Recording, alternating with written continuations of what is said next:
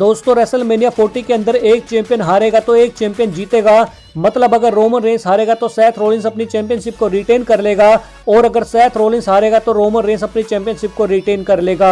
मतलब इन दोनों world champion में से किसी एक का टाइटल चेंज तो जरूर देखने को मिलेगा। लेकिन दोस्तों अगर हम ताजा बैटिंग ओड्स की बात करें तो बैटिंग ओड्स के हिसाब से तो ये दोनों चैंपियन हारने वाले हैं, क्योंकि ड्रू मैकिंटायर सेथ रॉलिंस से बैटिंग ओड्स में आगे चल रहा है और कोडी रोड्स रोमन रेंस से बैटिंग ओड्स में आगे चल रहा है। लेकिन दोस्तों अगर आप मेरी सारी वीडियोस देखते हैं तो आपको पता होगा, मैंने अपनी एक वीडियो में आपको बताया था कि रेसलमेनिया एक ऐसा पेपर व्यू है जिसमें बैटिंग ओड्स मैटर नहीं करते। रेसलमेनिया के कुछ मैचेस ऐसे होते हैं जिनका डिसीजन बैटिंग ओड्स के अपोजिट होता है। उदाहरण के तौर पर रेसलमेनिया 39 में भी कोडी रोड्स बैटिंग ओड्स में आगे चलने के बावजूद रोमन रेंस से हार गया था।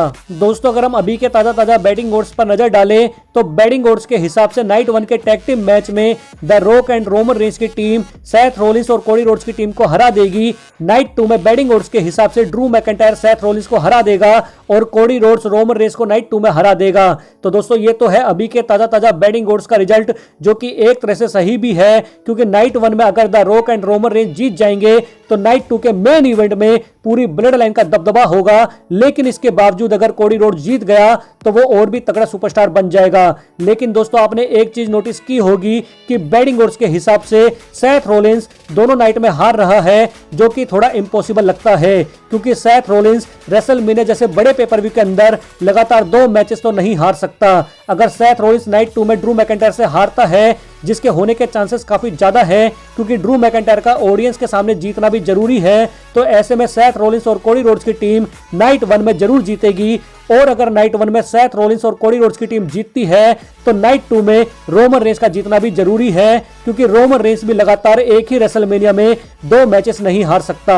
तो दोस्तों ऐसा हो सकता है कि नाइट 1 में सेथ रॉलिंस और कोडी रोड्स की team the Rock and Roman Reigns को हरा देगी, जिसकी वजह से रोमन रेंस रॉक पर भड़क जाएंगे और फिर द रॉक अपनी पावर का इस्तेमाल करके सेथ रॉलिंस को ड्रू मैकिंटायर से हरवा देंगे, क्योंकि द रॉक टीकेओ के मेंबर है। और रही बात Roman Reigns versus Cody Rhodes के मैच की, तो नाइट 1 में the Rock and Roman Reigns के हारने की वजह से ब्लड लाइन के सभी मेंबर्स इस मैच में दखलंदाजी नहीं करेंगे।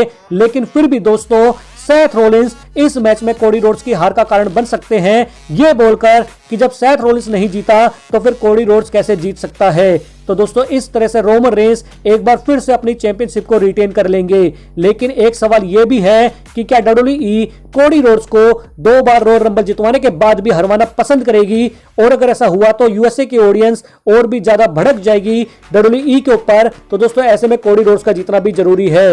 लेकिन दोस्तों आपको क्या लगता है वो आप हमें कमेंट के थ्रू बता सकते हैं। तो दोस्तों ये थी मेरी आज की वीडियो, अगर अच्छी लगी हो तो प्लीज वीडियो को लाइक और शेयर जरूर कर देना। फिर मिलते हैं आपसे नेक्स्ट वीडियो में।